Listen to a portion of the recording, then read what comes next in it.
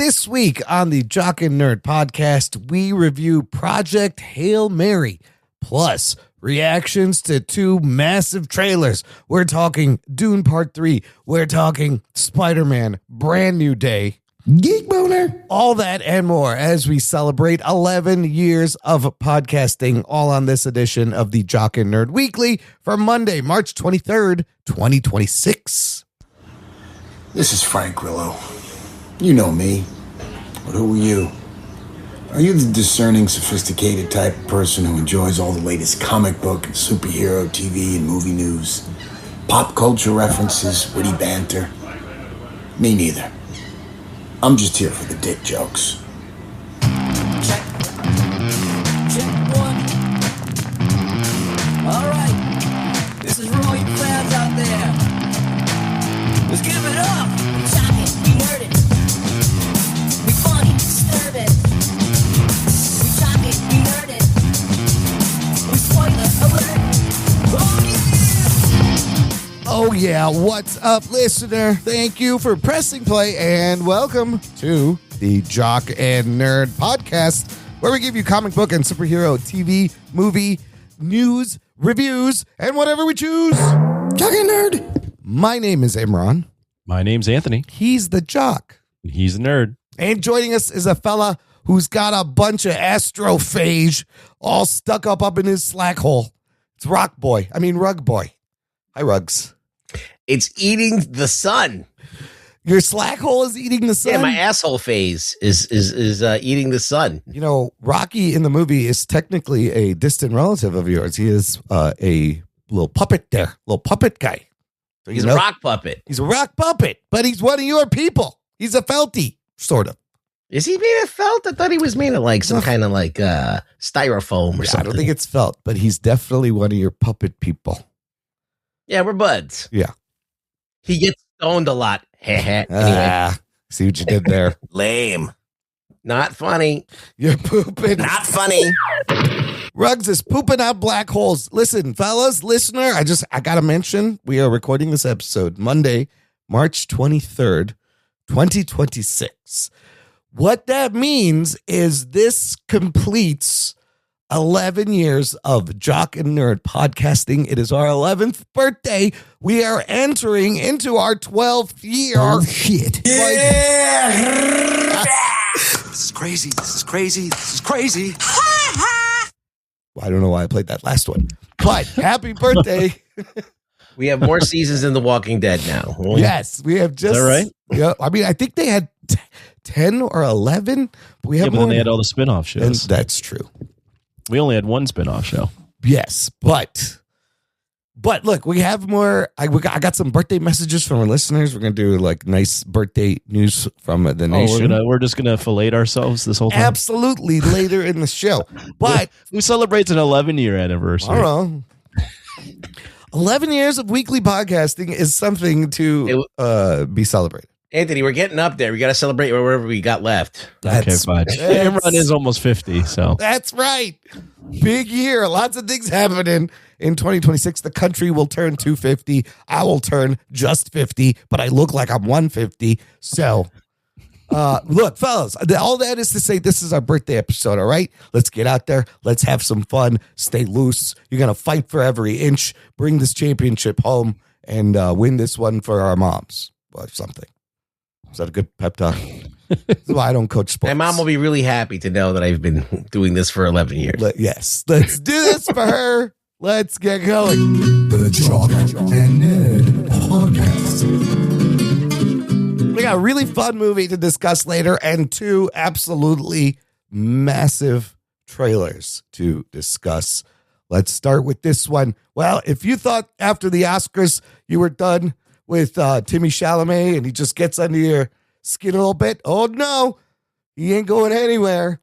As Warner Brothers, right after the Oscars, releases the first trailer for Dune 3, still coming out on December 18th. Doesn't look like they're going to move off the date. Sure. Well, they secured the IMAX screens for that date. So that you really don't want to move because you will have all the IMAX for like 3 weeks. Same date as Avengers Doomsday. Very interesting. But as we're anticipating this movie. Both of these trailers, by the way, and the movie we're going to review are all on my box office draft list, I believe. So this is very important hyping I'm about to do. Anthony, what'd you think of the Dune 3 trailer there? Dune 3 trailer. Well, yeah, first, they put it out the day after the Oscars. Maybe they were hoping that Timmy would have won Best Actor and could have capitalized on that. Sure. But yeah, Dune 3, this is a pretty well-respected franchise. I haven't read any of the books for Dune 3, which is based off of Dune Messiah. Right. It's pretty weird and pretty out there. My history with Dune is the first one I saw it. I got an early access screening. I didn't get it. I really didn't get it. I thought it was beautifully made, but I just didn't understand it at all. Mm-hmm. Dune 2, I liked a lot more. I started getting a little bit more into the rhythm of what I was watching.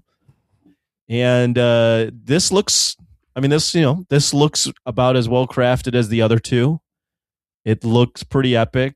Oh yeah. It looks like we're doing a Paul Atreides, the power gets to him and he starts becoming a warmonger type thing. I'm curious to see what the reaction is to this. I will definitely go and see it. I will probably need to watch some recap videos to understand where everything's at again, because not everything clicks with me in the Dune franchise. But I don't see, unless the source material is just really, really out there, or they decide to go another way with it. I don't see how this won't be at the very, very least, like a visually stunning film. If you have time, I would rewatch the first two movies together. Is just like, it makes a lot more sense and it's a great experience. You are correct about the source material being weird, but I've also heard the third book as Denis Villeneuve's favorite book. Ruggs, what did you think of this? Doesn't he turn into like a big? Isn't it the second book? It's just the second book. Oh, it's the second book, right? Because he split the first book into two movies. But he said it's his favorite. Ruggs, did you like this? Doesn't Atreides turn into like a big fat worm in Dune Messiah? Well, this is about the children of Anya Taylor-Joy, Atreides. Right, playing Alia Atreides. Yeah, so Alia is actually the bad guy in this one. Oh shit! Or should be. I'm saying that like I've seen this movie, but I don't know exactly what they're adapting or how far they're going into it. But she ends up turning evil, and way to spoil it right there. Yeah. Jesus, it's in the book, and he'll probably change things. But yeah, is that a spoiler? But like, and then you got Leto too, the son of Paul Atreides. Right. He's taking the golden path, trying to up his power set and get more and more powerful, so he can kind of become a sandworm. But I don't know if they're gonna do that either. Yeah, that would be weird.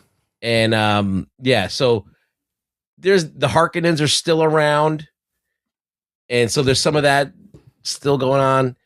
So and there's a lot of assassination plots, just like General Dune, where any of the relatives of the Atreides family are all up for getting assassinated. So you have to watch out. So there's a lot of that stuff. It's a lot of assassination plots, people turning evil, the Harkonnens kind of in gaining their power. And then you got possibly a sandworm transformation. Dude. Yeah. What's Robert Pattinson? I heard Robert Pattinson's character is also the bad guy. Is he like an assassin for the other side? The blonde Robert Pattinson is playing someone. He's like a shapeshifter titled Sidetail. Is he a Harkonnen then, do you think, Ruggs? That I don't know. I would say there are a lot of shapeshifters in the. Is that how Duncan is back? No, Momoa's character? Duncan is called a Gola. Oh, right. That is like a clone, basically. Oh, he's going to be a clone. Okay. I don't know if that's true or not, but so I saw someone saying in the book he's a sex bot. A sex bot? What the fuck? Well, he's a Gola. He's a Gola. They it's like a clone. They're sex clones. Clones just for sex. I don't know. Okay, well, that would kind of explain it. I was like, how the fuck is Momoa in this movie? Didn't he die? But dude, Villeneuve made me fucking get obsessed with the Dune universe. I love those first two movies. This looks fucking epic. Looks appropriately epic. This could be like one of the greatest trilogies of movies out there. Well, is Dune 3 the question amongst all the film bros on the internet? Is Dune 3 Lord of the Rings Return, like the third one, Return of the King? Possibly. Or is it Avatar 3? Oh, God. No, I don't think Well, it was never meant to be the end all. I think the Dune, it's just another step in the Dune world. Right. It doesn't like end. It's not meant to be like the climax or the end of the story even. But they're calling it the epic conclusion. I mean, this is going to wrap up this trilogy. Denis Villeneuve is going to have to orchestrate, I guess, the climax to feel like it's closing the story. I love the link you put in this, Imran. It's like linked to like grade 3 one media trailer. What the hell is this? Oh, is it? It's the trailer though. Okay. It is one media, but it is the trailer. Okay. Isn't there like a Warner Brothers one? Or is this I'm sure there's that out there too, but fuck them. I don't know. They're getting enough fucking clicks. I'm trying to help out.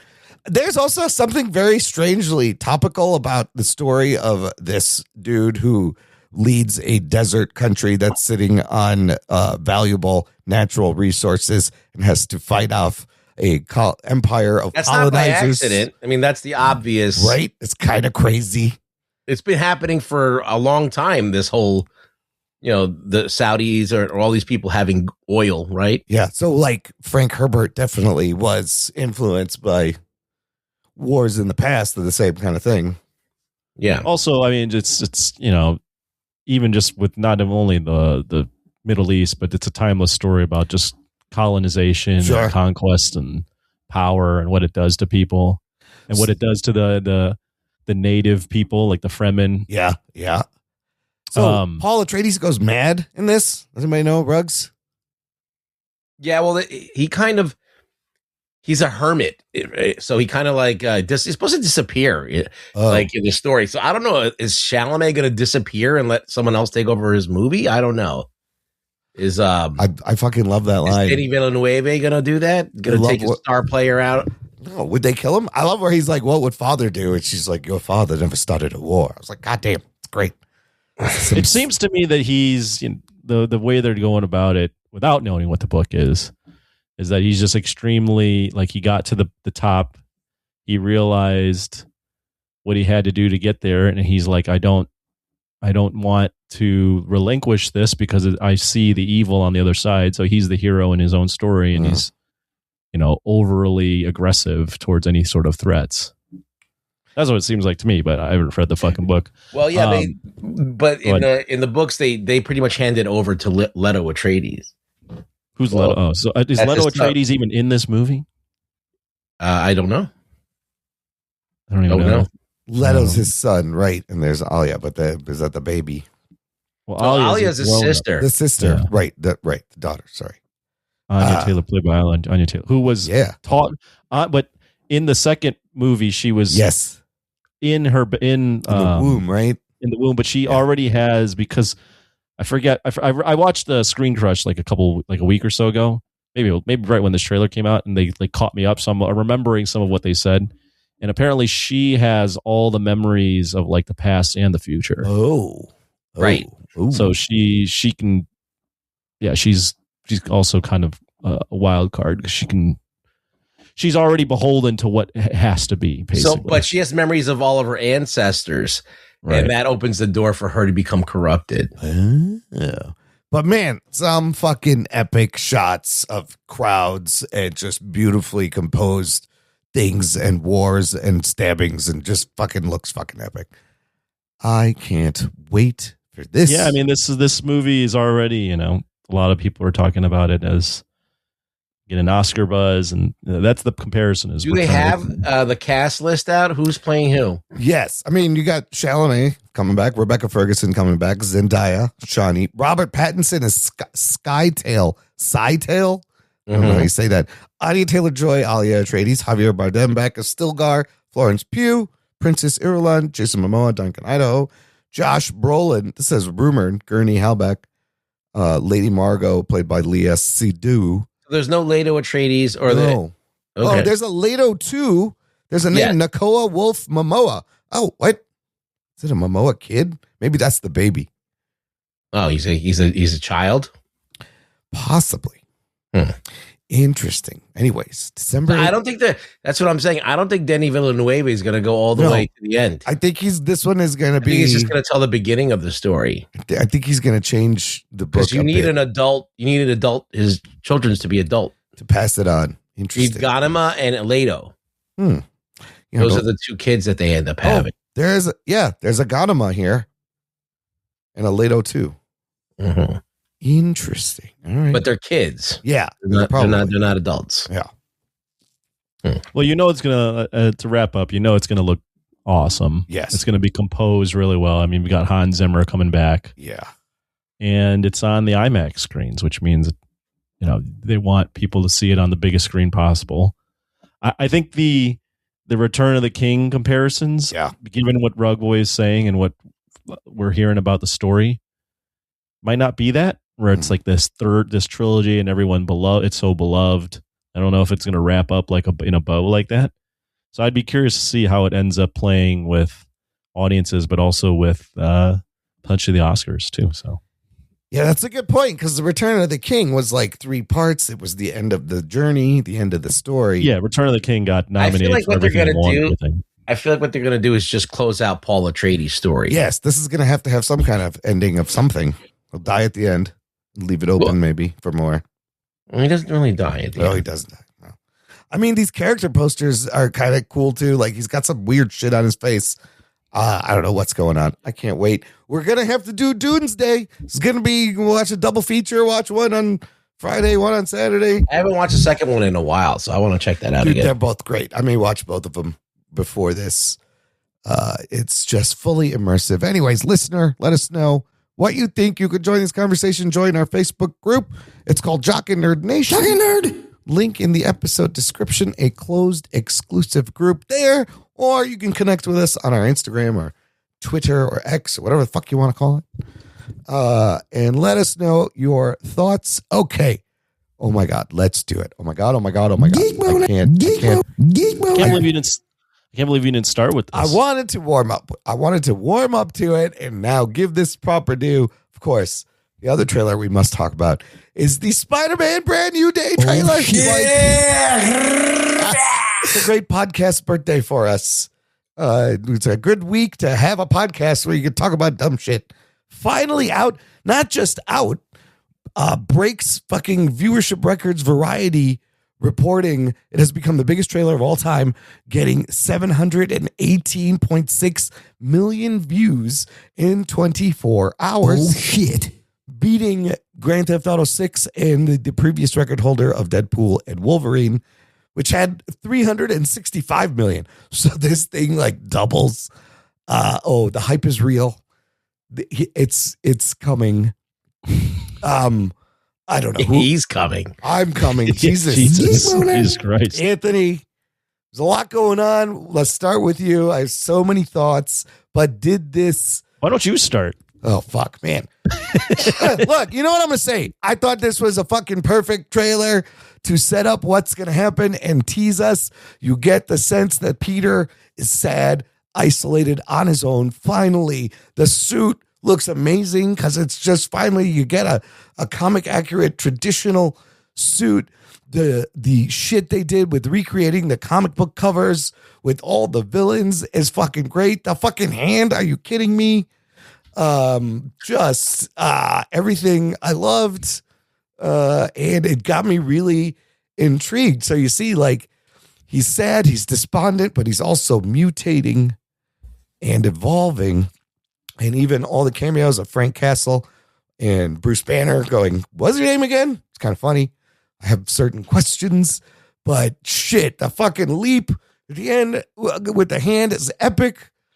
I do think they are hiding things and things are removed. We could get into that. But overall, I thought it was a great trailer to get us set up. And it's like 4.5 months away. It's so soon. It's kind of crazy. I loved all that shit, Anthony. For the audience, I called Imran out on what links he's using. Yeah, what did I use for this Spider-Man one? Brand New Day link? He linked Sony Pictures Australia as the link. He didn't link. There's Spider-Man, Sony Pictures Entertainment, Marvel Entertainment, Sony. This guy finds Sony Pictures Australia. I type it into the search and I grab the first thing that comes up. That's all the time I have. I ain't fucking. All right. Anyways, got time for that shit. We knew Imran was going to love it. I like it. I do like the trailer. I like that I like a couple things. One, I think it seems to have the Spider-Man tone for this one. It's a new director. Oh yeah, Destin Daniel Cretton. And it definitely is like, he is man in suit and he is very lonely and he is doing this job because he has to do it. Like he's not doing it for his own gain. He's doing it because he has to, and he's trying to balance that with having a personal life and trying to figure out how to get himself back into MJ's life without actually hurting her. Like the scene where he jumps off the roof. Like that's an epic scene in most Spider-Man movies, but this they like purposely cut to his face and it looks like he's like sad. The inside the mask shot is so great. I don't think anybody's done that in a movie, but yeah, it's isolating, right? He's alone and he's sad, and it is the downward spiral. He's escaping into his work. Right. And I think we've gone pretty big and pretty out there with Spider-Man, these first three, especially with the last one. And I was afraid that the lesson they were going to learn was, well, we need to just keep doing multiverse shit. It seems like this is a lot more New York street level. Yeah. You're getting different villains that he's fighting. You're getting the Hand, which I didn't expect. Yeah. I like Imran. I'm almost positive that last shot, there's other characters there with him. Absolutely. And I don't really know I know that his personal storyline, it seems like, is him dealing with being a hero and also dealing with this immense sadness of not having anyone that knows him. But I don't really know where the villain is in this and what the storyline. So I think it did a good enough job to get me intrigued and into what they're doing without giving too much of the story. Yes, absolutely. Ruggs, pick it apart. What do you got? There's a lot going on here. Well, we know that Tombstone's in this. They didn't show him. Yes. We got Sadie Sink in here. We don't know what she's doing, but I'm going to guess it's Jean Grey. I think it's Jean Grey. That those shots of that person locked in the chair and with the jacket and the yellow hood, I'm pretty sure that's her. Other guesses are Typhoid Mary and other obscure characters. It's got to be Jean Grey. You see the mind-hopping character in the one shot of this trailer where it's going to 3 different people. Right. So that's interesting. I don't know how that's going to play in to this, but interesting. I did not expect to see the Hand. I feel like, is that Elektra jumping in there? Well, who do you think's in that shot? My first guess, I was like, it's either Daredevil or maybe the Hulk.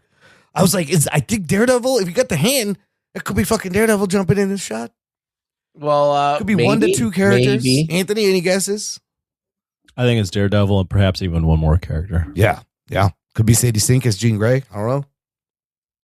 Yeah, I just don't know what she would be doing here. She's such an Omega level power. Yeah. I don't think it's Jean Grey. Really? I don't think it makes sense to be Jean Grey. It doesn't. It doesn't. It's Typhoid Mary. You think it's Typhoid Mary? She also has conflict with the Hand and has telekinetic powers. Right. If it's Jean Grey and they write it in to make sense, fine. But I just on paper, I'm like, where does an X-Men? But they say the word mutation in the trailer. Yeah, but I don't know. What do you think about this? Is he going to be Man Spider, or is this the other? Yeah. Yes, go ahead. Yeah, Nate. I forgot that they even happened. I think I guess that's something in the comics, right, where he was like mutating. They are alluding to organic webbing. I don't think they're going to give him 4 extra arms. So I think it's goofy, but I think they are going to make him evolve into a stronger Spider-Man. There's 2 different mutations that Spider-Man goes through in the comics. Yes. One is Man Spider, where he literally turns into a spider, and he has how many arms does he have? 6 arms. Well, 8 total. 8 total. It's also similar to the season 2 animated Spider-Man storyline that has Punisher and him turning into Man Spider and all these things. That's also kind of curious. And then they have Straczynski's run where he does the other, where Right. he mutates and he gets impact webbing and some other Yeah. shit. He doesn't grow arms, but he gets starts organic webs. He gets organic webbing. That would seem a little more grounded and less goofy. Like if you put 4 bare arms on him, it's gonna look fucking goofy. You can't do that. Tom Holland is ripped also, by the way. I noticed. Did you notice that? He's fucking jacked. He looks jacked, but then in the suit he doesn't. Well, because the suit's all CGI anyways. Looks Yeah. great. Did you catch the comic book covers? I loved that they did Amazing Fantasy 15, the first appearance. The tarantula cover is dead on. There's the Eric Larson boomerang cover, and that's all probably going to be in the beginning of the movie, like quick montage of like, here's what, because I believe 4 years have gone by in this movie, and it'll just be like, here's what I've been up to in the past 4 years.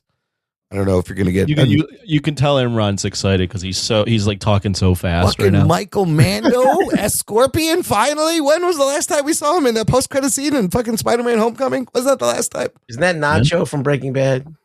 I think so. But What'd you think, Ruggs? Are you liking the tone? I like that he's sad sack Peter Parker. I think that's yes, nice. Finally, But you know how I feel about this Spider-Man. I feel like it's too little, too late. But I just rewatched No Way Home. yeah. It's a terrible movie, but the stuff that they do, the emotional stuff, Yeah. is they handle that very well. Yeah. So they didn't drop the ball in like making you feel bad for Peter and the fact that he has to make these choices. But we'll see like how this plays out. The drama is there. He's got, I don't know why it's such a big deal that he can't just go walk up and introduce himself to Mary Jane. Well, he's reading that letter, which is the voiceover, that he wants to give her. She's wearing the necklace. Walk up there and start talking to him. She's still wearing that Black Dahlia shard necklace that he gave her. He doesn't want to walk up to her because he's caused her a lot of. He doesn't want to kill her. He doesn't want to have her in his life and be a victim of what he's doing. When you're Spider-Man, your closest friends and loved ones are your most vulnerable fucking spots there. And she's hooking up with this Iman Esfandi character. That's who plays him. Who played Ezra Bridger. Did you like the shot where she's in the black and with red hair and she's in the doorway like she is in the comic? Yeah. No, and I even thought it was cute where she's like, "Oh, your friendly neighbor," and he like kind of coughs. Where's that shot? I don't know. It's at the very end of the trailer when he gives her flowers. Is that what you're talking about? Yeah. Yeah, there's a shot of her wearing all black with red hair, and she's standing in the door, just like Mary Jane did in the comics. So he's, I think, in Ned's apartment, and in the background, there's all these photos of Spider-Man up on the wall, which is also curious. It's around 2:24 if you're looking at the trailer. Yeah, it's like it's the postal plug at the very end. And she goes, "Oh, friendly neighbor," and he coughs in his drink a little bit. It's cute. It's cute. I can't. And that never rung out to me because her hair doesn't look red enough to me in the trailer.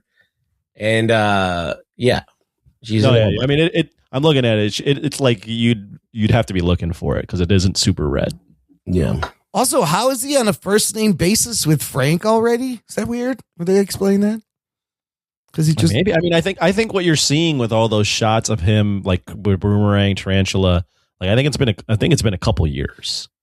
He's been fighting these characters for a while, so that if that's the case, like it's not inconceivable to be like, oh yeah, he's come across Frank Grillo, not Frank Grillo, Frank Grillo. I hope he has. Frank Grillo should play Frank Castle. Yeah. Sure. And I heard the timeline also is maybe this happens the same time Thunderbolts is happening, and I wonder if we'll see any effect of what happened in Thunderbolts in this movie. Like the city's all messed up. I don't know. Well, it's clear. I mean, it's clear that at least from this trailer, this is probably after the Daredevil season because there's no chance that he's getting awards with with Fisk as mayor. And that lady who gives it to him is in the Daredevil show. Right. And the Daredevil season 2 will be done by the time this comes out. That's coming out this week. It starts this week. And this, of course, July 30th. I can't wait. What was the other thing? I thought it looked good. I think he's wearing an actual suit in a lot of this too, which is nice to see. I like the aesthetic. I feel like there's a little more practical stuff. So I think already Destin Daniel Cretton has established kind of a different tone that from the John Watts movies, and I'm digging it. it's colorful, but it's also kind of like grounded and gritty. But could be a little. You remember? You were about 45 years old when the first Spider-Man came out with Sam Raimi. Man. But everyone was giving him a hard time about organic webs, right? It's coming full circle. The organic webs are coming back. That's kind of crazy. Poor Andrew Garfield is the only one who doesn't have organic webs. Crazy. But if they do give him all the stuff from the other, he's going to be able to shoot stingers from his forearms, and he'll be able to regenerate and have night vision. Bro, that's kind of sick. Like impact for him, because impact webbing he had to do with the mechanics. If they give it to him organically, that'll be kind of cool. I don't know. Could Venom be involved in any of this? The symbiote. There's so many things. There's so many characters that are in this movie that they didn't show us. That end shot with the hand, they definitely CGI'd people out. There's two people missing. Easily two people missing from that shot. That shot of his eyes going black, that made me think of Venom. But the fucking hand, and he's in a prison in that other shot where he's fighting the hand. Like, what is going on? I'm so fucking intrigued. I'm almost positive it's Daredevil with him. Charlie Cox is in the movie. It's gotta be fucking Daredevil. Oh, you know for a fact that Charlie Cox is in this? Well, it's on Wikipedia that he's in the movie, expected to be in the movie, and then he's saying he denies it. So it's one of those. Oh, shit. Well, hopefully there may be clues in this season of Daredevil, and now this has gotten me excited for Daredevil. Also, Milchick, fucking Trammell Tillman. He's great. Showing up in this as the maybe the head of damage control, going after mutants or superheroes. Yeah. Oh, but fuck, man. Right. Tombstone is the main bad guy. That's what we know. Who's playing Tombstone? He's not. Oh, Marvin Jones III. Look this dude up. He fucking looks like Tombstone. You have to do barely any kind of prosthetic makeup work on him. He was in the Black Lightning show. He plays a really good bad guy. Marvin Jones. On a scale of 1 to 10, Imran, how excited are you? 50. Geek boner. God damn it. This is great, and it's perfect. Like, what a year. Marvel's going to have a hell of a year. Tom Holland's going to have a hell of a year. Not in the comics. Did you hear that Dan Slott was begging people to buy the new Spider-Man? Yeah, he's like, please buy the new run. Well, the comics still exist? I didn't even know. Apparently they still print them on paper and shit every month. Dan Slott's begging for people to buy his book. Yeah. What does that tell you? Anyways, July 30th, just another piece of stick with Marvel news. Wonder Man has gotten a season 2 renewal. Nice. Which is great. They liked it. They pulled the trigger just like today. I think that was announced. So it's great. I want to see where these two guys go. It was a great fucking show. So look, guys, I mentioned it's a big year for Tom Holland. It's a big year for our Pats also. He's in a bunch of movies. But we have to mention the biggest year is going to be had by Zendaya. Easily, it's about time. Easily, this is Zendaya's fucking huge year. Why? Because she has so many huge projects coming out. She is going to be in that movie called The Drama with Robert Pattinson. That comes out early April. Euphoria, season 3, coming to HBO Max, April 12th. July has The Odyssey with Tom Holland. Spider-Man Brand New Day with Tom Holland. And then we just watched her in Dune 3, also with Robert Pattinson in December. Fucking huge. That's great. She's great. Yeah, she's got the Pedro Pascal agent, I guess. Yes, she's taking her in everything. She's taking Pedro's slot as going to be everywhere. I don't know. I don't think it's overexposure, but that gives her lots of Oscar nomination opportunities. Anthony, do you think? I don't really know what her role is in the Odyssey, right? We know what it is in Dune. It doesn't seem like she has. We'll see what the drama looks like. I don't know if she's got like a meaty enough part, but we'll see.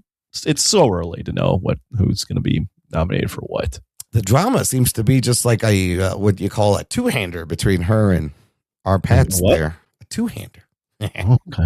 I'm seeing that for sure. Yeah. I'm curious. The trailer got me intrigued, and I can't wait for Euphoria season 3. I caught up on the 2 seasons. It's a fucking wild show. It's really good. She is great. She is great in that. So you think are you the target demo for Euphoria? I'm not, but the show is fucking great. I fell for like all the drama and the soap opera bullshit. Are you the oldest guy that talks about Euphoria? Well, it's got like Jacob Elordi, Sydney Sweeney. It's fun to see all these people before, now they're getting big. And they're all coming back. And really, Zendaya is a revelation. I always thought she was good, but then I watched that show. I was like, fuck, she's really good. She can do it all. She can do it all. You watching Euphoria, Ruggs? No. Anthony, I think you would like it. I probably would like it. I don't. The amount of time, it's just It's only 2 seasons of 10 episodes. Yeah, it's a fun 9, watch though. It hooks you. It hooks you in. I wanted to talk about this for a brief moment regarding these trailers and just the nature of how studios are trying to shake up the way they release trailers these days. I'm just going to ask you guys if you like it, what you think. For example, we had the Avengers little teaser rollout. Apparently for Dune 3, before it came out, this movie that is shot to be shown on an IMAX screen, the trailer was first released on fucking TikTok. Oh, shit. The best format vertical It's the end. video available. I was like, okay. And then, I don't know if you guys caught this, the day before the Spider-Man trailer came out, it was you saw this? I was being teased out throughout the day with little clips. 7-second clips across like random accounts all over the X and Instagram. And while on the one hand, old me would have been fucking geeked and would have been fun to piece all these things together and stitch them together and see it. The present me, who is old, was like, what the fuck? It's coming out tomorrow. Why are you doing this? I thought it was stupid, but I get why they did it. Why I didn't like it. And fucking putting Dune 3 on TikTok. I get why you do it, but this is not a good trend. But I understand you need to shake up. Do you need to shake up the way you release trailers? Just fucking put the trailer out. What's the problem? Anthony, comment on this strategies. I don't care. No, I think they're doing this because they're trying to be creative. They're trying to think about a new audience. It's the Gen Z audience with TikTok. It's the internet audience that's going to feed like immediately if you put out these clips, you've got all these people on the internet. They're going to try to stitch them all together and speculate. So they're just trying to drum up interest in different ways, and they're experimenting with what's happening right now. I don't really have an issue with it. Okay. So So I don't like any. I'm not going to be like you, Clint Eastwood, on my porch saying, "Get off my lawn." Rugs, come on, back me up. I think this is dumb. It's a sign of the end of times. It is. It's the sign of the times. We know it's bad. We got to put the trailer out. You doing Harry Styles? Yeah, what is that? Yeah, that was the allusion to the movie. Rugs got it. Rugs got it. Anyways, look, people were talking about it. I get it, but I was also really annoyed. I was like, the fuck, just put the trailer. What are you doing? When do you think you turned, both of you? When do you think you guys turned and were like, oh, I don't get these kids anymore. I don't get off. I hated them for a long time. Yeah, I think you've never been like I was kids. I think as soon as I hit 30, I hated all kids. What about you, Imran? I think it happened in the last 11 years. Thinking of this podcast. Right? Okay, Jesus Christ. That's such a long range. Here's the thing. If they pulled this stunt, I feel like when I started this podcast, they pulled this stunt, I would have been fucking all over it, right? Yeah. But just 11 years later, I'm like, this is fucking stupid. But you got to be a little more. At least Ruggs is like I've always hated. You said in the last 11 years. When did it really change? I would say maybe the last few years. Post-COVID. Yes. You probably changed. Yes. Well, look, I could give you the exact reason why it became so virulent is that when the phones came out and it changed kids. Yeah. And it made me even more annoying and stupid than before. Then I really hated them. Before I was just like, yeah, they're kids, but whatever. But then there's like a new breed of kid now. Oh yeah, we're doomed. I can't even fucking like when I tell you when I went to the movie, there was a fucking kid, a little doughy, pimple-faced kid with Cheeto stains on his fucking pants, checking his phone every 2 seconds. I'm like, who the fuck? There's no girl looking for you. I guarantee it. There's no guy looking for you. Maybe you'll be lucky if you get somebody's trying to kidnap you or something. That's the only way anybody wants you. Just stop looking at your phone. Nothing's important on there. Nothing. And he just couldn't stop looking at his fucking phone the whole time. Yeah, it sucks.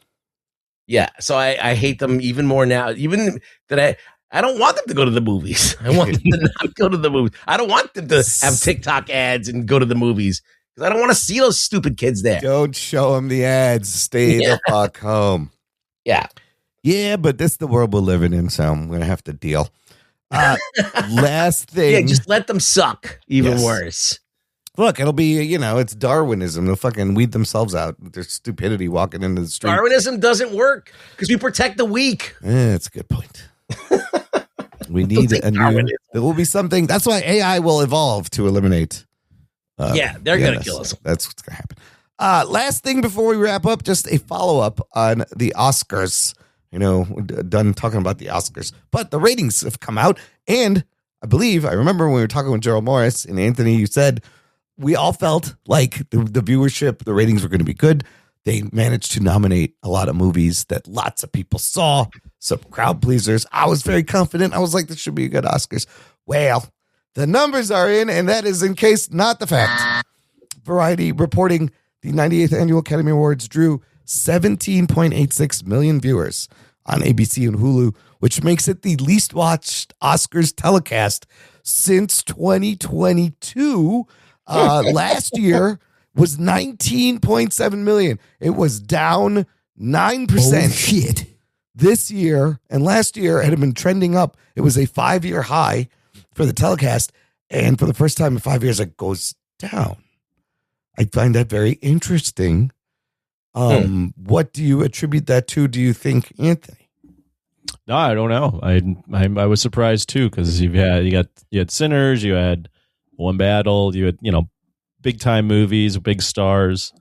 Last year was Anora and like The Brutalist. Yeah, nobody saw that shit. Nobody saw those movies. I mean, I guess the only thing I can think of is no Wicked. Maybe the Wicked people that audience is really strong. Yeah, maybe. The fact that there was no Wicked. Yeah, but you had K-pop. You had K-pop coming out and performing. They're going to show up for that. Yeah, I don't know. I have no idea why the ratings went down. It's still the Oscars are the highest rated thing on TV besides sports. But like this used to be, in its heyday, 40 million people. Well, yeah, but that's Fatigue, Imran. That's not going to be the. I bet you once it gets on YouTube, yes. Watch the views. It'll be. I bet it'll be 50 million. So this tells me this thing can't get to YouTube fast enough. Ruggs, do you think maybe it's because less people are watching basic linear network TV like ABC? Yeah, no one's tuning into things anymore. No. Right? Less people have like cable only and TV. People who watch sports, right? And they're a different breed than everybody else. But I was really surprised that it was down that much, because you had One Battle and Sinners and everybody loved all these movies and F1 yeah, I was surprised too. I didn't expect it to go down, but it is what it is. I bet it will do better on YouTube, because I also think there's probably a small. I don't know. I can't give you all the factors. The Oscar season was way too long. It was having a show in March for last year. I mean, people have moved on after these movies. I agree. It will also benefit them to get it back in early February, late January if you can. Like, why does it take so fucking long? Right. But tighten that shit up. But I do think once it's on YouTube, the fucking numbers are going to be crazy. Yeah, the numbers will be crazy. Now, I don't know if people will watch the entirety of the show, but sure. Yeah, the numbers will be insane on YouTube. Well, we'll find out. We got a lot of Oscar movies coming, possibly this one we're about to review after we play some promos, take a break. Project Hail Mary right after this. After these messages, we'll be right back. We'll get you back to your regularly scheduled podcast in just a minute. But we wanted to introduce ourselves. I'm Jason. I'm Jeff. And I'm Blake on this highly produced advertisement. That's right. It's the History of Bad Ideas, a.k.a. Hobie. You can find us on Twitter at Bad Ideas Podcast and on Facebook at the History of Bad Ideas.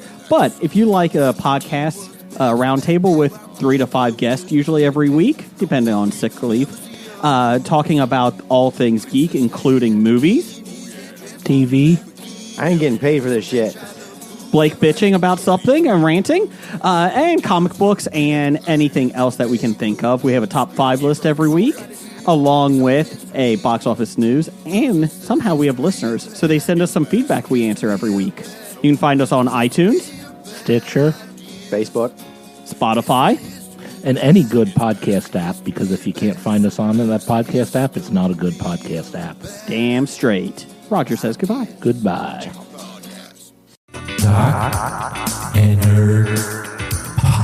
Listener, if you enjoy the show, this is a fantastic moment in time to join our awesome Patreon fan club. Visit jockandnerd.com/Patreon. Jock and Nerd. And you can support the show on a monthly or annual basis, where as little as $3 a month gets you bonus things, access to a exclusive podcast feed where the shows come out early. You get instant reactions to movies right after we watch them. There are bonus movie reviews. You can join us for our monthly Discord hangouts. Guess what? It's that time again. The next one is this Thursday, March 26th, fellas. Oh, shit. This Thursday. I won't be there. This week, you son of a bitch. Where are you going to be doing? There's Illinois playing in the Sweet 16. I got to watch that game. It is the March of Madness. March Madness, yeah. I might stop by. We'll see. Is your bracket busted? I don't know. What do people say? You don't even know what you're talking about. I don't know what I'm Yeah, talking about. Yeah, pop in between fucking free throws. I don't know what the fuck. Rugs, I'm leaning on you. Show up. It'll be a fun birthday Discord hangout this month. And other fun stuff all on our Patreon, jockandnerd.com/Patreon. Click it. Check it out. Okay, fellas, let's get into this week's review. We will be discussing Project Hail Mary. Here's your spoilers. Strap yourselves in, you fucks. Spoiler time. This one from Amazon/MGM, looking for their first hit movie. They put out a couple of clunkers. Directed by Phil Lord, Chris Miller, who are best known for directing the Lego Movie, the 21 Jump Streets. They're also best known for being fired from Solo by Kathleen Kennedy. And written by Drew Goddard, based on the 2021 Andy Weir novel. Drew Goddard also wrote The Martian, another Andy Weir novel, also wrote on Netflix's Daredevil, and a bunch of cool things. I like Drew Goddard. On the Rotten Tomatoes currently, the movie is sitting at 94% tomato meter with the critics, 96% popcorn meter with the audience. Metacritic has it at a 77 Metascore, an 8.4 universal score. Anthony, what's the letterbox there? I think it was like 4.4. Holy shit. It is It is 4.4. Is it 4.4? That is unusually high for a letterbox, isn't it? 4.4. Yeah, it was like immediately when people were able to start ranking it, it jumped up to like on the top 500 letterboxed movies of all time. Damn. So the score is already glowing. I believe this is Ryan Gosling's like highest rated movie. Let's talk about the box office.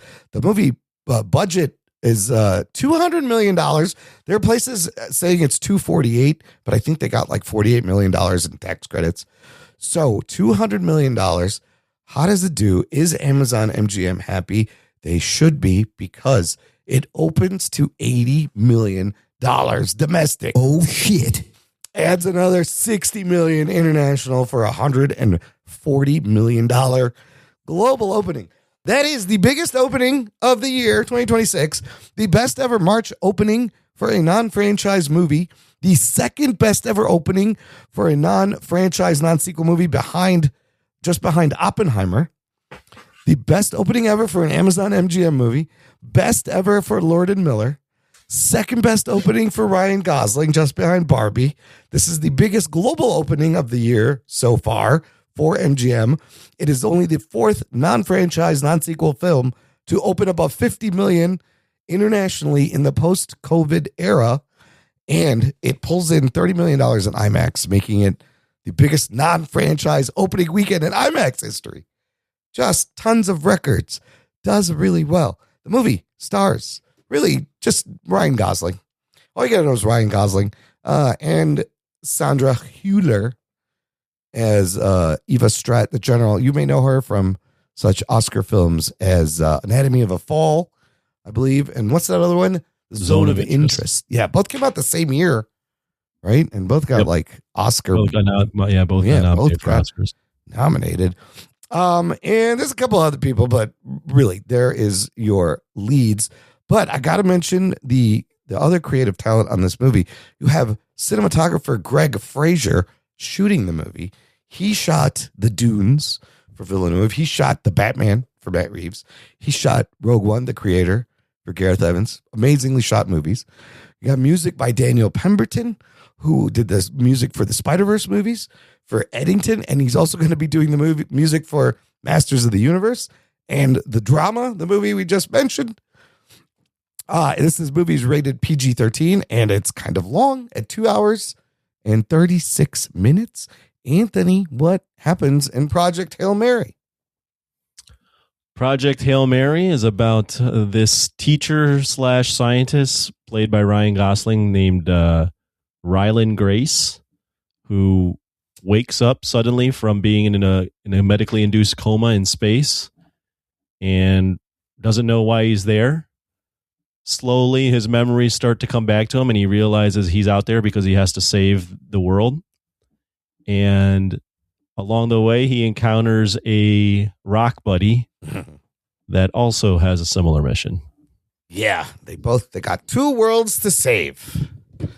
All right, what was your expectations going in? How did you feel when it ended? Who are you asking? You. Me? Okay. My expectations were high going in because I'd seen the Letterboxd scores. Yeah. I'd seen some of the trailers. A lot of people had this as an early contender already for Oscars, so my expectations were high, and they were met. Oh. I had a great time in the movie theater. I thought this was a really enjoyable experience. It's a type of movie that, you get to feel a wide range of emotions. You get to feel like the awe and wonder of them being in space and some of the beautiful shots that they have. You get to be on the edge of your seat at times. You get to laugh. It's a very comedic movie. I listened to an interview with Lord and Miller on The Big Picture, and they said they always like to lean 51% positive in their movies. Oh. And you definitely have that sense of positivity. Mm-hmm. But then you also, feel things for the relationship between Grace and Rocky. The movie's about a friendship, right? Yep. It's a space save the world type movie, but it's also more about a friendship, and it's a procedural science movie, and it's about like the power of this friendship and what it can do to like inspire someone that doesn't believe in himself to finally figure out his purpose in life. So yeah, it's a whole wide range of emotions, and you can go through this movie and feel a bunch of different things and come out of it and be like, damn, I went on a roller coaster there through that movie. So Yeah. Opening thoughts. Yeah, I really enjoyed it. I had a great time at the movie theaters. I was fully locked in for the entire movie and did not disappoint. Nice. Rugs, expectations, theater experience, opening thoughts. Oh, don't even talk about the theater experience. You're gonna kill the review if you talk about his theater experience. Yeah, just don't ever sit next to some Gen Alpha schmuck. Did you say anything? Yes. I was like, Oh. "You- again the phone? Oh, shit. I'm like, are you serious? And he didn't say anything to me. Did it work? No. So he's beyond saving. It's not just him. It was the whole gaggle of teenage boys. They're the boys too. Yeah. They're on their phone. I mean, it's crazy, inconceivable. All right, so let's not talk about the experience. Now, my expectations going in, I had seen multiple streamers, multiple YouTubers, reviewers just go crazy for these. I never listened to the reviews. I just saw that they were very positive. Yeah. And so I was expecting this movie to be good. And I was happy when the movie was actually good. I like this movie a lot. I think it's one of the best movies I've seen this year. And it's probably going to be one of the better ones that I've seen this year. I know that right out the gate. Wow. The subject matter is right up my alley. I love space sci-fi stuff. I love, the impossible mission, trying to do something that no one's done before. all that stuff. All that stuff was all in my bag. Did I think it was a perfect film? No, but I think it was a great time at the theater. A little bit longer than it needed to be, but I still enjoyed it very much. Imran, what'd you think? Well, As you take a hit of your fucking vape, I can hear you. Wait, hold on. Let me do that. Well, listener, no, I fucking had a great time. This is a thoroughly entertaining, epic sci-fi buddy space adventure. I saw it in IMAX and it was fucking stunning. I really want to see it in the 70 millimeter IMAX, but there is not one of those in the Chicagoland area. They're working on one in Woodbridge in time for the Odyssey, and I find it's kind of crazy. But the regular IMAX was fucking gorgeous, visually stunning. I love the use of, you could tell the sets are very practical. The spaceship, the outside, the Rocky, it seems very tactile, the puppeteering. The fact that they make you fall in love with this faceless rock that's it's like an end table. It's like a table coming to life with 5 limbs is quite an achievement. And I fucking loved Rocky. Like, he's just the most adorable thing. It reminded me a little bit of The Martian in the sense of it's a guy stuck in space, got to figure shit out. Same writer, same adapter. But you had a little Interstellar in there. It reminded me a little bit of E.T., a little bit of Arrival. I just think Castaway. Oh, yes, absolutely. Castaway. In fact, this is a movie that if you made this in the 90s, this would have been Tom Hanks. And I think the Gauze pulls off something similar, close to a Tom Hanks level performance. He's very good. He's pretty much just proving he can carry a movie as a lead. He's likable. He's funny. He's vulnerable, but he's got a range of emotions. Well, he's proven he can carry movies as a lead for a while. The Fall Guy underperformed, and this one does huge, but different timing. Right. But his chemistry with Rocky and, that the Lord and Miller kind of sensibility of leaning into humor, maybe a little bit too much sometimes, but it's kind of like a live action Pixar movie, if you think about it that way. The space shots were stunning, and it's refreshing. The hopefulness, the optimism. This is an alien movie where space isn't really scary. The alien is friendly, and the humans don't cause the end of the planet for once. It's not our fault. And you're rooting for everybody, and everybody gets saved, and it's kind of like a happy ending at the end of this movie, and it's an old school hero's journey, and you're along for the ride the whole time. And it is a little too long, but I thought most of it I was engaged. I was locked in the whole time. So yeah, fucking pretty great experience. Great movie. Did you know that there was no ever a green screen in the movie? Yeah, I saw that article about they didn't use any green screen shots. No green screen, and then that Rocky was a actual puppet. Yes, probably embellished with a little bit of VFX when needed, when he's free. That doesn't mean people are like, oh, so there was no VFX. That doesn't mean there wasn't any VFX. There was on top of practical, which is the best way to do it because it feels real. I think there was like 5 puppeteers controlling Rocky. I was listening to Lord and Miller, and they were saying when they had to build Rocky, they were like, this was going to be really tough because they have to raise everything to put the puppeteers underneath. Yep. And then they were like, and he's this inanimate rock with no eyes. Yep. So that's another thing. Yep. And also he's behind glass. Yeah. So every time we shoot a shot, we got to take ourselves out of the shot. Oh, that's right. There's reflections. It's obscured a little bit.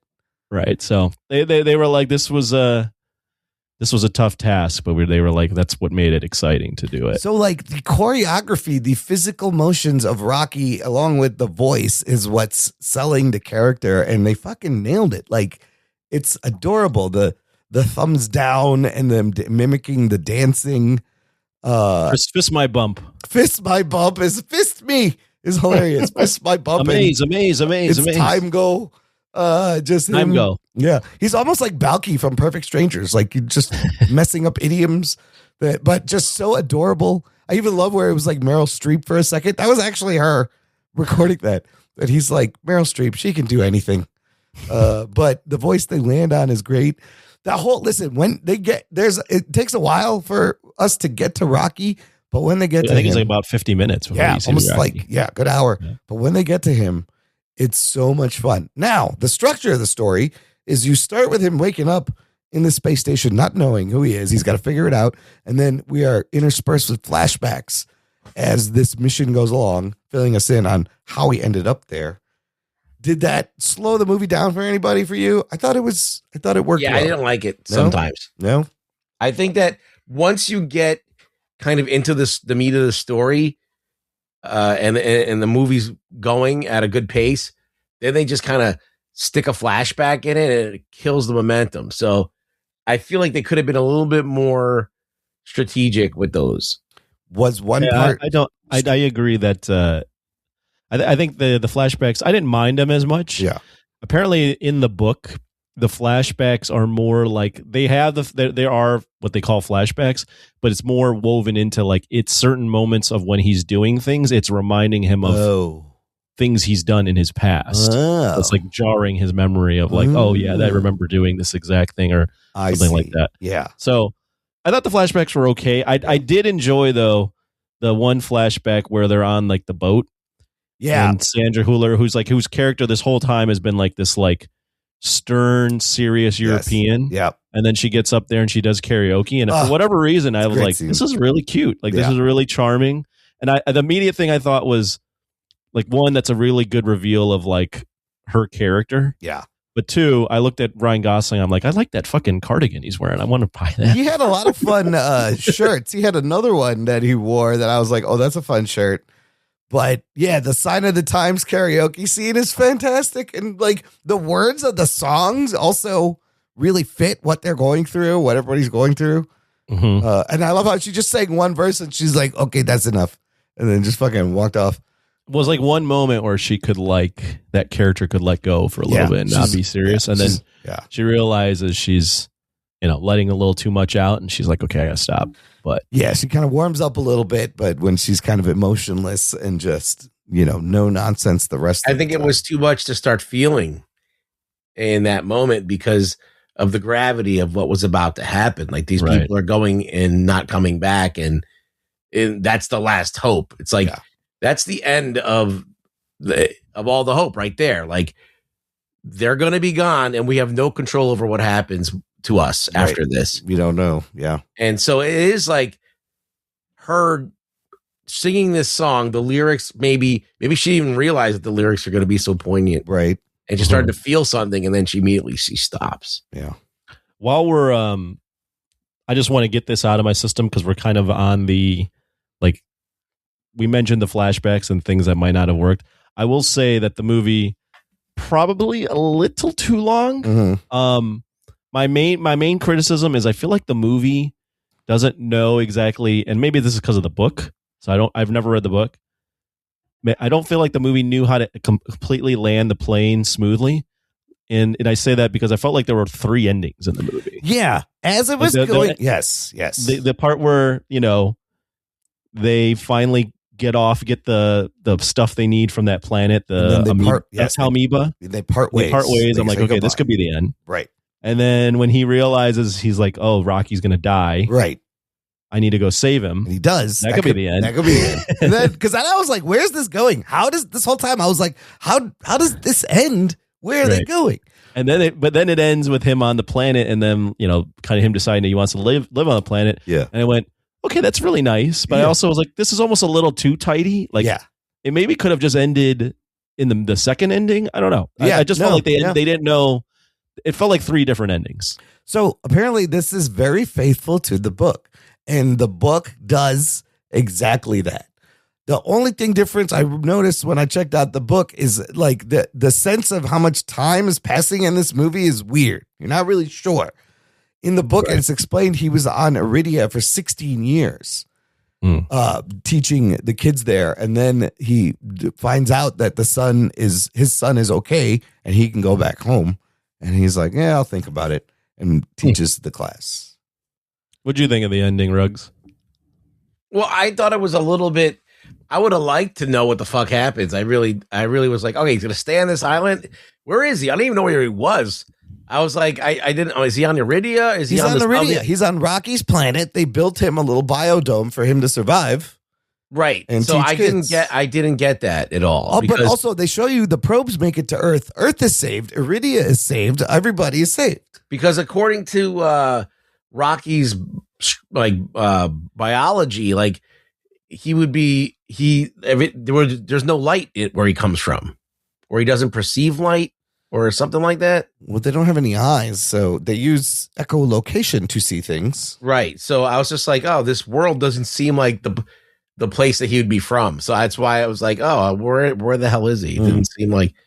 Yeah, what else was confusing about that ending was not that I needed the movie to be any longer, but they did a very like thorough job explaining the science, but making it so that it's not dumb enough where Right. it's like you're like this is third grade science, but not like over your head enough where you're like, okay, this is just gobbledygook. Yep. But when he has to go save Rocky, which I also was like, this is great. Like I love that.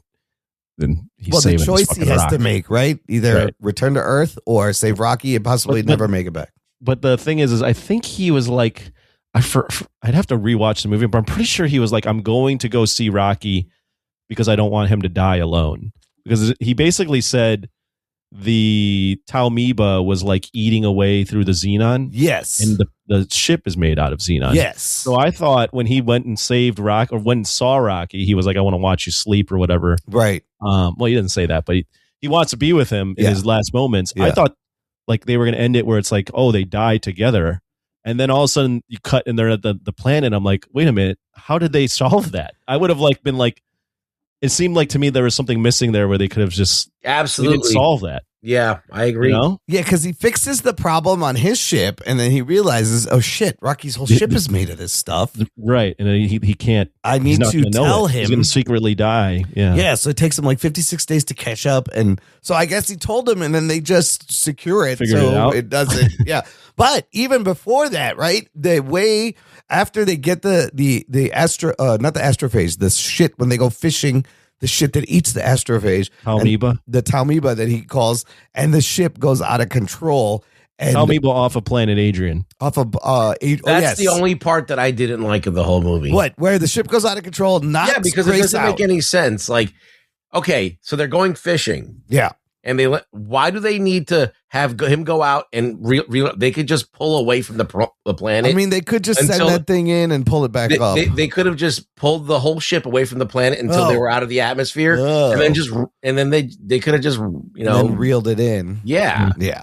They didn't need him to go outside and do all that. I think that was Was that the part yeah. you were saying in your review?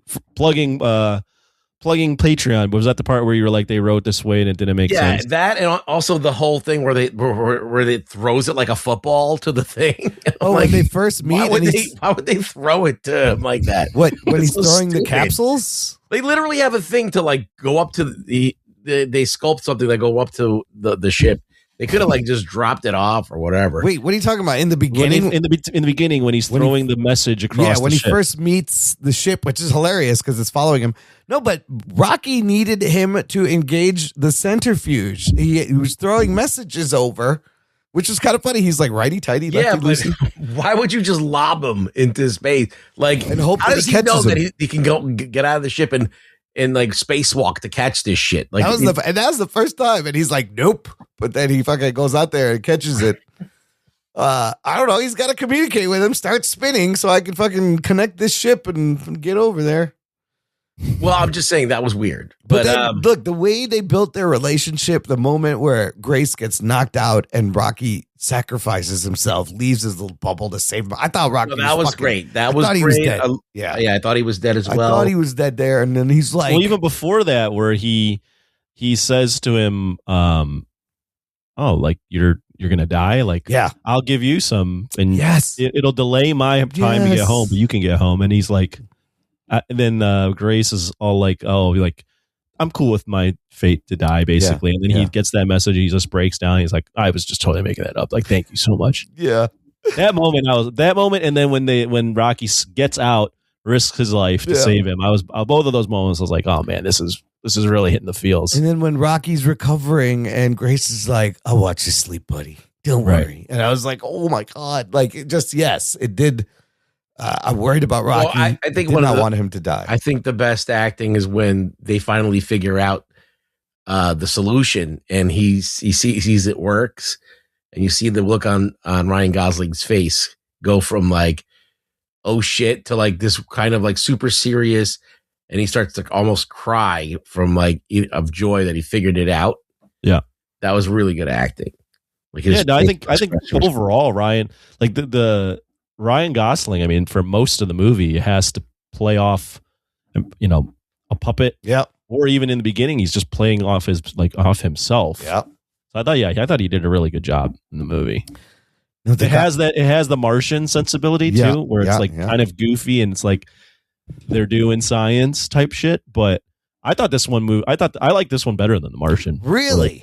Oh yeah. It's interesting. I like them both for different things. No, I'd say that they're pretty much tied for me. Yeah, it's very close. I feel like The Martian may be a little bit better, but no way. No. I don't think so. I think the because of the fact that he gets to play off of Rocky. Right. I think the Rocky part of it makes more. I'll tell you what the reason why I say this, because I feel like overall the tone of this movie, it's uneven and it goes into the cute side. Yeah, was it too jokey at times? And you even said it felt like a Pixar movie. Yeah. So I never felt like anybody was in real danger. I always know that they were going to figure it out at the end of the movie. I never really felt like he could die. No, but yeah, there's like, I never really felt like he was going to. And in The Martian, I didn't think he was going to die, but I really thought like there is no way he's going to get home. There's no fucking way. Right. There's no way this is going to work. And it shows you all the ingenuity that you can and all that stuff, and how all these people have to like make it happen. So it was kind of like a more of an ensemble thing. Yeah. But they're both very good. They're both very good. It's kind of a feather in this guy's cap, whoever wrote these two books, to do Peter Weir. Yeah, do things that translate to movies so well. What's his name? Andy Weir. Yeah. And then Drew Goddard is the one that has adapted both of them. Yeah, so he's doing really well too. So I mean, I feel like this is Lord and Miller's most ambitious and possibly best picture, and possibly Gosling's best movie. Yeah, also best performance. I think they did some great cinematography stuff. Yes. I think in the beginning, especially when he's disoriented and he's going on around the ship he's and spinning in zero gravity is funny. Yeah, there's all this kind of disorienting shots, and there's a lot of good cinematography going on. So I feel like if they could shake off a little bit of that cuteness, right, they could actually make good movies. It would be like almost really perfect. Those shots when they're like, when he's out and it's like green all over the green planet, pink. and then when they switch to the infrared red dots to show the astrophysics, fucking beautiful. Yeah, fucking stunning visuals. The infrared. Well, they also mentioned in that interview that when they built the spaceships, first off, they were like, we built that entire spaceship. Yeah, it was all practical stuff. Yeah. But they said, because they were doing this like thing with the gravity, they had to account for the spaceship being like normal, like right up and down, and then sideways, up in, and how that interacts. Where too. Stuff's on the wall for the zero gravity kind of shot, and it like they had to build it. They had that. The set building was also. It looks great. It looks great. It looks real. And it feels very tactile. It feels what I like about the movie. I mean, there's many things I like, many things. But what I like a lot about the movie is, even though I love Marvel, it feels like you see the money and you see that they've like used it well. Yeah. Whereas like, a lot of the Marvel movies, when you go look at He-Man, that trailer, you look at that Moana trailer, which we didn't talk about. Oh yeah. Like you're like, this money just went to these like shots where it looks like basically AI background. It's like all it doesn't computer, look good. Yeah, lots of computer effects, lots of CGI. Right. Yes. This is like big budget filmmaking. Yes. Like used right.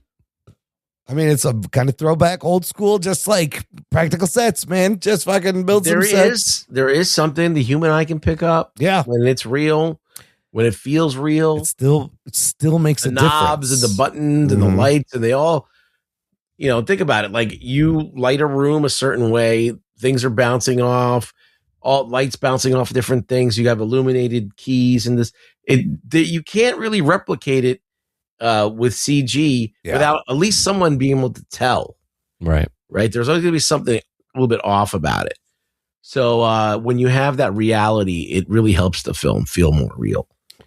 How about when we saw Rocky, how he eats? That was kind of funny because he was given Grace shit for eating, and then he just shoves stuff in the bottom of his hole. That was hilarious. I thought a lot of the humor did work. Like the people were, it was a packed theater. I saw it in, and people were laughing. And Ryan Gosling checking their phones the whole time. Not mine. Mine had fucking adults who know what to do. Yeah, my theater was. I was in the Alamo, and they have the new ordering system where you order on your phones. How And did that go? I didn't notice it at all. Oh, I didn't notice it at all. And people were locked in. No one was talking. I mean, it was a good crowd for the movie. Yeah. There were people sniffling during certain moments of the movie and laughing. Yeah. It's one of. I mean, it's one of those movies that just can hit a lot of different emotions. Range of emotions. I mean, I feel like they almost made like a 4-quadrant movie. Like this thing, it's got good word of mouth. It could have legs. Yeah, you could. I mean, this is the type of movie where it's not that challenging. You can show it. Kid will get bored watching this. Who? Did you say kid? Yeah, a kid will get bored watching. Probably not. I don't know if a kid would. I think a kid would latch on in the halfway point when Rocky gets there. Yeah, I'd say that first hour is a little probably tougher for a kid to get into. Yo, I think if you're like 11 to 13 and you're really into space and science fiction, like you're gonna love this movie. I don't think kids can wrap their heads around like flashbacks though. No, it's not that hard. What's the problem? This is how we got here. I mean, and also the revelation that like he was forced to go was also kind of crazy. That was kind of dark, right? Yeah. Like, well, the thing is, it jumps into different times and moments. It goes back and forth, right? So, yeah, I mean, there's only really 2 or 3 big flashback kind of segments. Did you find? You know what the guy I really liked besides we talk about the flashbacks? Yeah. Yeah, the guy that he goes shopping with. That guy was great. That guy was Carl. What's his name? Carl. I like that. I wish that guy was like more in it towards the end. when they finally take him down and they're forcing him to get on the fucking thing. Carl's there. He's like, I believe in you. Yeah, do your thing, man. It's like, okay, yeah. I mean, I love how like all the experiments in the beginning where he figures out that the astrophage is attracted to infrared light and carbon dioxide, and those are great scenes, like showing how smart he is. Yeah, this movie I think is really trying to go for it in terms of there are a shit ton of space movies out there. Yeah, but let's be honest. We can name a rattle off a bunch of space movies. You can only really rattle off, I would say, probably less than 10 good space movies. Sure, like epic, like good one. Like I'm talking about like Aliens, right? You got your Star Wars, you got your Interstellar, Arrivals, Martian, but like Contact. other than those, Contact. There's not very like. I think this movie already you can say is up there with like all the good space movies. So I was going to ask, is this just a good movie or this is going to be like a generational sci-fi classic? And I feel like it might be the second. It might be the latter. I mean, it could be. I mean, the reviews are amazing for it. Yeah. Well, everybody fucking loves it. And it is solid. There's some fun needle drops. I like the Beatles. Using 2 of us at the end there, like that's kind of fun. I put that. I made a list. I went full Bill Simmons on this. Oh shit! And I made a list of friendships between. Let's go with alien / machine and human. Yes, where they're friendly. Where the friendship defines the movie. Okay. So you got Elliot and E.T. Yes, number 1. Han Solo and Chewie. Okay. What do you mean, okay? Yeah. Lilo and Stitch. Okay. Groot and the Guardians. And this one's a little two kind of machine ones. The kid and Iron Giant. Yeah. John Connor and T-800. And then this one. Well, you got to put in Short Circuit from the 80s. That's true. I don't know what that is. That is a classic robot man buddy story. Does anyone talk about that other than you? Yo, people should. I'd say that's a classic. Okay, it's a fucking Short Circuit. Fisher Stevens playing a Pakistani dude. There's a lot of those. A white guy playing a Pakistani dude. It's a robot. Come on. You could also throw in if you want to do the Arrival. What's her name? Amy Adams' character, Louise Banks, and the Heptads. I mean, there's a similar like language thing. I love how he figures out how he talks and gets them to talk. But this is up there. I mean, this is up there. Definitely up there. Yeah. How to Train Your Dragon. That's on Alien. Yeah. Yeah. I guess if you want to throw in like animals too. If I left out the animals, I guess dragons aren't really real animals. I left out the animals because then you can go crazy with like dog and human relationships. There aren't the whole thing. There aren't a lot of space movies though where the aliens are like friendly and not scary and not. I mean, horror. yeah, the ET is the big one. ET and Chewie are the big ones. Yeah, right. But yeah, I mean, this immediately goes up with those, in my opinion, where it's like, oh yeah, Rocky and Grace. Oscar potential for what, Anthony? Best Picture? Yeah, I think so. Every year there's usually a movie that comes out in the spring or summer, if not a couple. Yeah. That get Oscar nominated. So last year was Sinners, was in April. Yeah. F1 was June. One Battle was August. A couple years ago, Everything Everywhere All at Once was nominated. And then when that one came out in March. So yeah, this is every year there are movies that come out early. Dune Part 2 was a March release. Oh yeah. So there's always movies that come out early that get nominated. And I think this one has a really strong shot. Now it needed to do well financially. Yep. And it has already. Yep. So yeah, I think this is definitely I would say right now, it's hard to say just because it's so early. But I would predict this right now to make Best Picture. Yep. It will for sure be Best Visual Effects nominated. Yep. Probably Best Production Design. Yeah. I see that. Maybe Cinematography. Yeah. Yeah. Greg Fraser. Yeah. The score is amazing. The music I thought was awesome in this. Yeah. And there's, outside shot of adapted screenplay and even Best Actor. I feel like best director, but it's so early for those. Like those three that I not mentioned: adapted screenplay, director, and actor. It's hard to know what's going to come out. I mean, best actor. I feel like I can see that. But yeah, I think Best Picture is. I wouldn't say a lock, but I think it has a really strong shot. And then those are below what they call below the line. Yeah, those the technical awards definitely cinematography, production, visual effects. I hope sound. Not like sound, but also score. That's sound was great. The score was great. Both were great. Yeah. It's just those are all good. It's a really well-made movie. I mean, this guy's carrying the whole entire movie. He's carrying the whole movie like Tom Hanks and fucking Castaway. Yeah. Only he's got a rock instead of. You could throw Tom Hanks and Wilson on that list if you really wanted to. Oh, it's because it's similar. Right. And I feel like this is kind of a very Tom Hanks. What about Flight of the Navigator? Oh, that's a great one from Disney's 80s that no one talks about anymore. I fucking love Flight of the Navigator. It's a great movie. What do you think, Rungs? Do you think this will be remembered as an all-timer space movie or buddy? Hard to know movie? Because I think that what's keeping it from being an all-timer classic is its length. Mm-hmm. Like, for example, I love Interstellar, but I got to make an appointment with that movie. I got to be like, okay, let me set aside whatever I'm doing to watch this film. It's not something that you could just, hey, I'm just going to throw this on and watch it like Rocky or something where it's like 2 hours and you're done. So I think that its length is the only thing that really is the drawback. And it may be like inaccessible to like kids. So I think they're going to have to be like a little bit more old before they can get into this movie.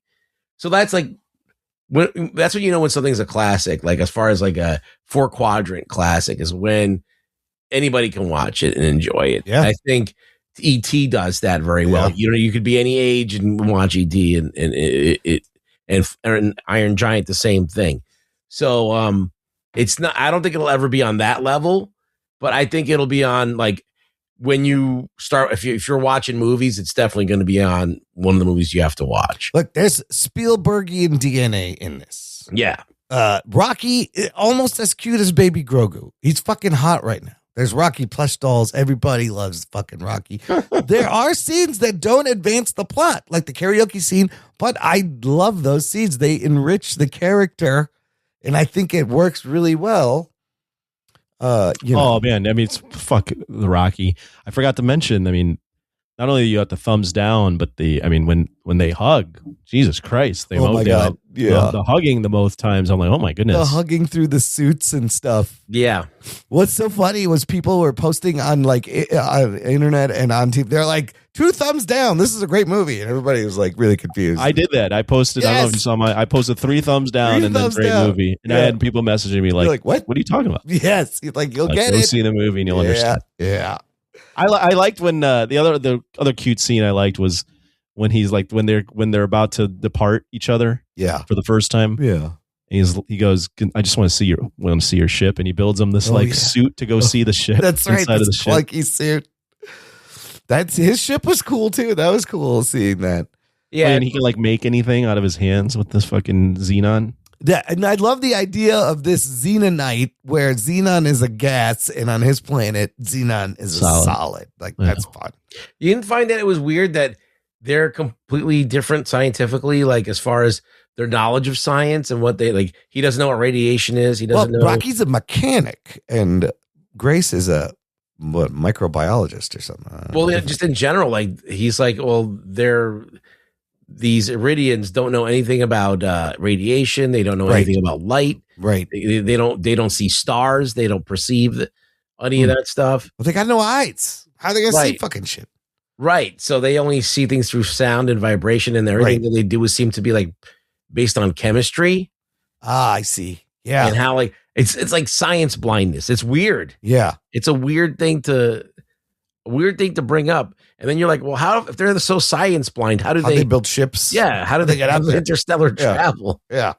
So that I couldn't even wrap my head around at all. Maybe if I read the book, I would get it more, but like I was just like trying to wrap my head around that. I'm like, whoa, how the fuck do they do this thing? It's tricky to like when you want to add the science without losing people. It's a very thin line to walk, but I think they do it. I like how astrophage also can be used as fuel. Very convenient.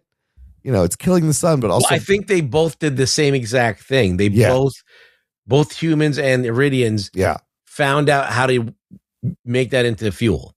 Yep, And that 100%. that's what enabled them to make this journey. Yeah, because he uses it as fuel as well. I like how it's Project Hail Mary full of grace. Doesn't he say that at one point where he's like, oh, I get it. Project Hail Mary full of grace. I guess, yeah. But yeah, that whole thing. Yeah, just fucking fantastic. All right, let's run it through the Grillo meter. Better or worse with Frank Grillo, right? If Frank Grillo was the voice of Rocky, wouldn't that be great? That could work. I could see that. I could see him he could be Grace, maybe. Either that or you could have been the guy who helped him shop. But I think that guy's the best. That guy's the GOAT. You can't Frank Grillo as Rocky, I think would be hilarious. Yeah, I think he could do it. Vastly improve the movie. Yeah. Listen, I love that Ruggs loves Frank Grillo. I will say I don't know that Frank Grillo belongs. No space for the Grillo. Okay, right? You know, not every movie. Might be a little too rough around the edges for this type of movie. He could play Sandra Hüller's character. No, and sing "Sign of the Times." He could do the karaoke. Can you imagine? Well, he could be the government asshole. He could be a government asshole. That's what she was. Were they hinting that they had some sort of like sexual tension there? I didn't pick I up hope on not. that. I did not pick up on that. But, No. Yeah. I mean, he's been in space a long time. Yeah. What? Yeah. What's his name? I did. Oh, the other part that I liked was when Grace is revealing that he had a girl, but she's with someone else, and the Rocky immediately was like, "I hate him." And then he goes, and then she left for Mark, and then Rocky goes, "Rocky hate Mark." Apparently, that was like an ad lib line, and it cracked everyone up, and they added it in there. I mean, I even love when he's like, "I put the knot in astronaut. I can't even moonwalk." He's just fucking, it's just incapable. But yeah, no, he's good. It's good. It's gonna be a classic, sci-fi classic. And I would recommend see it in IMAX if you can. It's very rare we all like a movie, isn't it? Right? Fucking Well, stunning. I mean, it's tough to get you to be on board with us both liking a movie. Imran usually likes everything, so no. Yeah, but it's rare. But he's right. It's rare. With that being said, Anthony, final thoughts. Give me a score. Yeah, I had a great time at the theater. I felt a wide range of emotions. I wouldn't say I was crying throughout the movie because that's not the case. But I mean that you got to have the friendship between these two and the sacrifices they make and the bond. I mean, you got to have a really black heart to You gotta be a monster. feel that. I think Rugg said it well, like in his post review right out of the theater. I don't know that there's many people that would walk out of this movie and not like it. Yeah, it's just a very well made movie that hits a lot of emotions. Initially, I walked out, I was like, "This is a 10 out of 10." Yeah. Then I took a step back. I don't have it as a 10 out of 10. I think it will be up there with like all of those classic space movies, and I think the friendship between Rocky and Grace, people will talk about that. Just with how creative Rocky was too. Yeah. So I think my only issue with the movie really is I think the endings. I think it has multiple endings and it doesn't figure out which ending is the best. But that said, I still liked it a lot. I have it as my favorite movie of the year though so far, and I have it as a 9 out of 10. Damn. I fucking loved it. Nice. Ruggs, what are you gonna do? I really like this film. It's not perfect. It's a little too cute. And didn't like some of the way things panned out, especially when they had to do the fishing thing and then he had to go outside of the ship. I felt like that was all unnecessary. They did it just to create another moment. But it was exciting. Yeah, it was exciting, but I mean, did it need to happen? No, absolutely not, if you think about it. So with those little things and the ending we were talking about, it's kind of like abrupt and you don't really feel like I really get it. Just was over. And so that was that.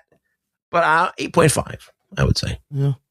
Yeah, that ending's from the book, and to their credit, I feel like the transition to the ending was a little weird. Very faithful to the book. It was kind of like, how's this going to end? Where's it going? Keeps going. Like, where are we? What are we doing? What's happening? It's over? Yeah. Okay. Yeah. No, I got that. Look, the end was everybody is saved, and he's just going to hang out, and he's not in any rush to get home. He doesn't know the Earth is saved, which is interesting because I think in the book he kind of figures that out. But I had a great time, man. Stunning in IMAX all around. Just a really beautifully well-crafted movie. I'm at a 9. I'm good with giving this a 9. And yeah, it's like Sinners last year. I'm gonna be thinking about this for the rest of the year. I wanted to watch it again, like right away. If I wasn't so busy, I would have watched it again before this review. I feel like people could give it a 10 and I wouldn't be mad at them. Yeah, wow. Absolutely. It is like that kind of movie. So, yeah, check it out. The biggest screen you can, listener. All right, let's do some news from the nation. It's time for news from the nation. It's time for news from the nation.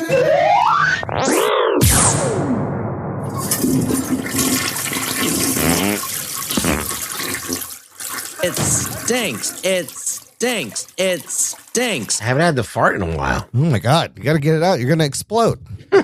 All that astrophage in your slack hole is going to be a giant explosion. Yeah. We got one comment about the movie from our buddy Rick Martinez, who says 2.5 hour movie and I never felt it drag. I fucking loved it. Fucking loved it is what he said. Then I posted a happy 11th birthday to us post on our socials featuring a cake of Rug Boy sitting on the toilet with the 11 candles behind him and a slice coming out and also getting stabbed by a knife. That is our Rug Boy cake. We got a lot of great happy birthday messages here. Mostly Superheroes podcast saying, happy birthday, guys. Been listening almost the whole time. Wow. Joey Austin, who oftentimes joins us on the Discords, says, happy anniversary. I found you guys because Infinity War had my head spinning. I've been out of comics for a while. I needed to know what was going on. I found you guys, and I've been very thankful ever since. Some of these are crazy. David Zika, I started listening around the time I moved to Florida, which was 10 years ago. Lots of work in all those episodes, and that's just us having to listen. He says, insert rim shot. Congratulations. Justin Zwerner with a happy birthday. All hail King Imran. Geek boner. I've missed seeing that. Justin Zwerner, thank you for the all hail King Imran. Paul Gunter says, my favorite, thank you. Adam Morris says, been a fun ride, my friends. Cheers to many more. Still one of my first weekly go-tos when the new eps come out. And Ray O'Neill says, holy shit. Oh, shit. I've been listening to you idiots for more than a decade. No wonder my brain has turned into sludge. Just kidding. Still my favorite podcast. Way to keep it fresh for so long. Yeah, fellas, I didn't think we would go 11 years. I don't think I thought about it. But we were just during the break talking about all the crazy characters we've met along the way. And I don't know. We're just going to keep putting this shit out. Any comments on 11 years? Do you remember anything? It's a blur. Yeah, I mean, when we started it 11 years ago, I never would have thought.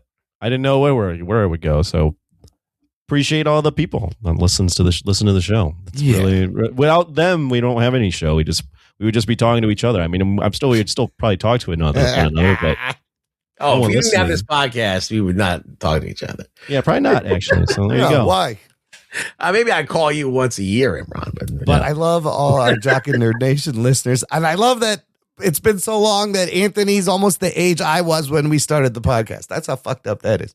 When that happens, when he turns into us, that's going to be the greatest. I'm pumped. Look, me too. I look forward to these podcasts. It's a nice little way for me to get all the shit that's in my head out, listen to other people's opinions, and talk movies. It's a good time. The same here. I still get really excited. Like how excited I was to talk about the Spider-Man trailer and the Dune trailer. And every week there's something fun to talk about. And like weeks like these, I'm really grateful that we have this thing going. And it's just a fun time. And I need a vent. And I would miss it. So it's going to keep going, fuckers, whether you like it or not. Let's finish with some What Are We Watching? Anthony, you watch anything else? I watched Invincible. Oh, first 3 episodes. Rugs, you watched that yet? I'm almost at the last of. I'm halfway through the 3rd episode. Okay. Spoiler comments. What do you think so far? It's all right. I think it's still trying to kick into gear. They're throwing a lot at you. Yes. In these episodes, like he's dealing with multiple threats. Yes. I thought the 2nd episode was the most fun to watch. It was more like a space cop thing with Omni-Man and Alan. Oh, right. Yeah.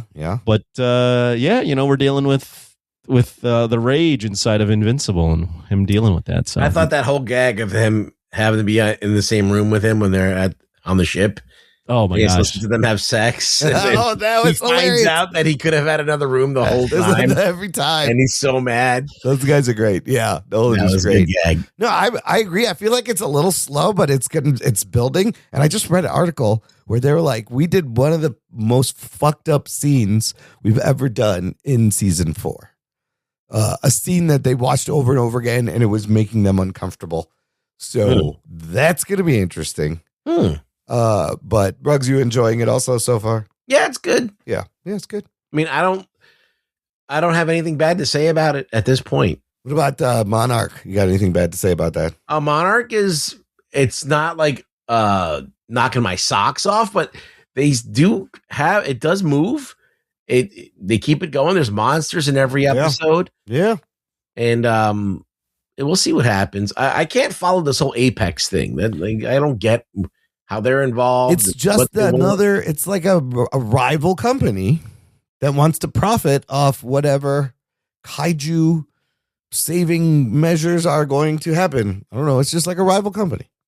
I know. It just doesn't feel right for some reason. Okay. It just feels, I don't know. It just isn't, it feels unnecessary. Maybe a little clunky. A little clunky. Yeah.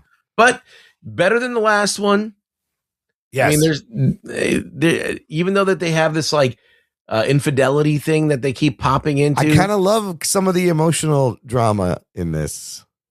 But yeah. And Anthony hasn't I don't want to talk about any specifics, but I haven't watched it. I was going to wait till the end. The end is near. It's not. Okay. Have you been watching One Piece? Yes, I have maybe 2 episodes left. And man, every episode's really fun. Like I'm hanging in there to see the next island and what crazy characters they meet. And there's you're gonna meet some crazy shit. Fucking giants. There's a little teddy bear with antlers and a hat. There's fucking all this crazy shit, and it's rather enjoyable. Even though every time I see Luffy now, I kind of want to punch his face. Yeah, I fucking hate that actor because his performance is a little odd. It doesn't match anybody else. No, it doesn't. It's weird. There's something weird about it. That doesn't. He's in a whole different fucking show. Almost. Everybody else I like. Yeah. But it's a fun show, I man. feel like it's good because it feels like it's sticking to the anime. Yeah. I never watch the anime, but it feels like an anime. Yeah. It doesn't feel like I do not understand how the technology works in this place because they have all this weird shit that they have mechanical stuff going on. Yeah. It's like a little steampunk at times. Yeah. Who knows? Yo, Zorro taking down 100 Baroque works, dudes, and counting them down. That's a great scene. That was fucking great. That's fantastic. With the 3 swords, one in his mouth, one in each hand. You like Smoker? I love Captain Smoker simply because he has 2 cigars taped together and he's puffing on it. And I was like, I bet that's giving him quite a buzz. But his powers are smoke. And then number 3's weird wax powers, David Dastmalchian. What about the Booger Man? But the Booger Man, this dude can pick a booger and fling it and it explodes. He's like Gambit with boogers. Yes, it's great. They have some fun, really creative, weird powers when you eat this devil fruit. That's kind of fun. And I feel like there's like the girl who plays Princess Livy is very attractive. Emily Rudd, I didn't realize that's Paul Rudd's daughter. No. It's not? No. There's nothing to do. Okay. No relation? I was like, she's a little old. But she's also I like her too. It's good. It's good. Other things I recommend that are fucking amazing right now. The Pit Season 2. So fucking good. And Paradise Season 2 on Hulu. Also, I'm digging as a kind of a apocalyptic show. But I'm just trying to catch up on those weekly shows. So coming out by the time you hear this, Daredevil Season 2 will have premiered on Disney Plus March 24th. This will come out on the 24th. So we got Invincible, we got Monarch, Daredevil is starting. Lots of fucking shit. We'll figure it out. That's it for this week, Ruggs. Where can the listener find you? You can find me at X at Rug Boy Show. There will be more Rug Boy videos coming. Make sure you follow our socials to get them all. Anthony, what are you doing? You going to the Alamo where they got to use an app now? It was not distracting with people doing it? I didn't see very many people do it. I'm not happy that they're doing that though. So we'll see. We'll see how it plays out. If it becomes distracting, I might have to cancel my membership. Oh shit! Interesting. Whoa. Shit. Oh, that's big. Yeah, I don't know, but I don't like incentivizing people to take out their phone. Listen, don't get Yorgos Anthemos mad. We need him to stick around. Anyways, listener, in the meantime, check out our website, jockandnerd.com, for all the ways to support and get in touch and follow our socials. Share this show with your buds, with your mailman, with your babysitter, with your dog walker, with your acupuncturist. We'd appreciate it. Thank you for listening to the Jock and Nerd Podcast. My name is Imran. My name's Anthony. He's the jock. He's the nerd. Beep you next time. Why are you putting people through this? I like turtles. My balls are hot. You play with your balls a lot.